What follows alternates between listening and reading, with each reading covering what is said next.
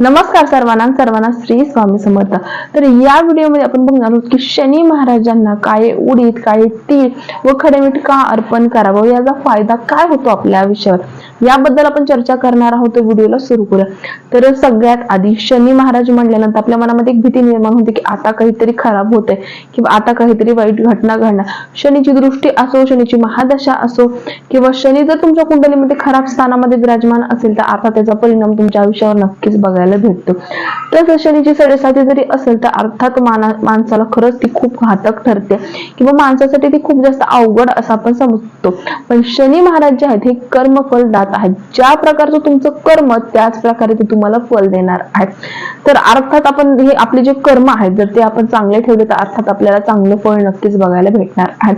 तसंच हा एक कलियुग आहे, जसं आपल्याला माहिती आहे हा कलियुग सुरू आहे। कलियुग मध्ये प्रत्येक मनुष्याकडून काही ना काहीतरी चुका होतात, काही ना काहीतरी चुकीच्या घटना घडतात, काही ना काहीतरी वाईट गोष्टी घडतात। तर त्याचंच फळ आपल्याला या शनी साडेसातीमध्ये, शनीच्या महादशामध्ये, शनीच्या अंतर्दशामध्ये, शनीच्या दृष्टीमध्ये आपल्याला बघायला भेटतं। तर आता यातून बचाव कसा करावा, तर अर्थात तुमचे जे कर्म आहेत ते तुम्ही नक्कीच चांगले ठेवा। तर एक असा उपाय सांगत आहे, हा तुम्ही उपाय दररोज करायला सुरुवात करा। ज्या काही तुमच्या समस्या आहेत त्या तर मार्गी नक्कीच लागतील। तसंच तुमच्या आयुष्यावर याचा पॉझिटिव्ह परिणाम होईल। जर शनी महाराज जर तुमच्यावर प्रसन्न असेल तर अर्थात तुमच्या सर्व ज्या गोष्टी आहेत ह्या खूप इझी बनवून जातात। कारण की तर शनी महाराज एक असे ग्रह आहेत की अर्थात त्याचा जो परिणाम म्हणायला गेला तर खूप चांगला देखील होतो आणि खूप वाईट देखील होतो। सगळे ग्रह आणि एका बाजूला आणि शनी महाराज एका बाजूला जरी असेल तर अर्थात त्याचा परिणाम आपल्या आयुष्यावर नक्कीच बघायला भेटतो। तर आता उपाय काय करावे यासाठी, तर शनी महाराजाची सेवा अर्चना, मारुतीची सेवा अर्चना ही तुम्ही नक्कीच करावी। तर आता आपण काय करू शकतो, मी तुम्हाला छोट्या छोट्या सोप्या गोष्टी सांगते, तुम्ही या फॉलो करून नक्कीच बघू शकता।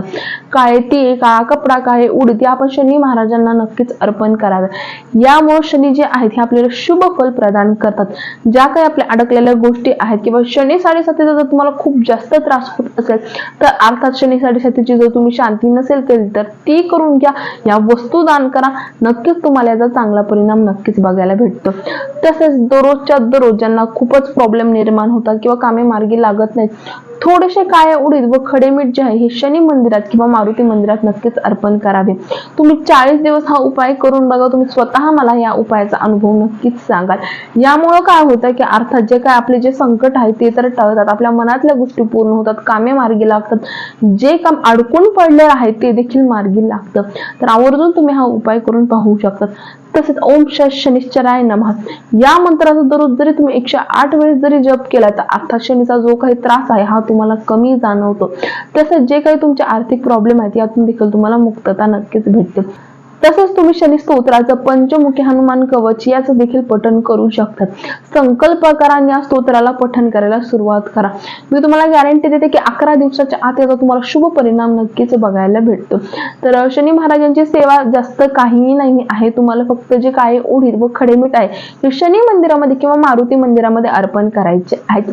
तर छोटीशी ही एक गोष्ट आहे, यामुळे देखील तुम्हाला शनी कृपा नक्कीच प्राप्त होते। पण असं नाही की तुम्ही हे उपाय करत आहात आणि तुमचे कर्म वाईट आहेत, तुमचं कर्म देखील तुम्हाला चांगलं ठेवणं गरजेचं आहे। शनी महाराज जे आहेत हे कर्म फलदाता आहेत, त्या प्रकारे तुम्ही कर्म कराल त्याच प्रकारे ते तुम्हाला फल देणार आहेत। त्यामुळे जर तुम्ही तुमचे कर्म चांगले ठेवले व हे उपाय केले तर अर्थात जे काही तुमचे कामे आहेत हे नक्कीच मार्गी लागतात, तुमच्या मनातल्या गोष्टी पूर्ण होतात। आवर्जून तुम्ही हा उपाय करून बघा। व्हिडिओ आवडल्यास आपल्या चॅनलला लाईक, शेअर, सबस्क्राईब करा।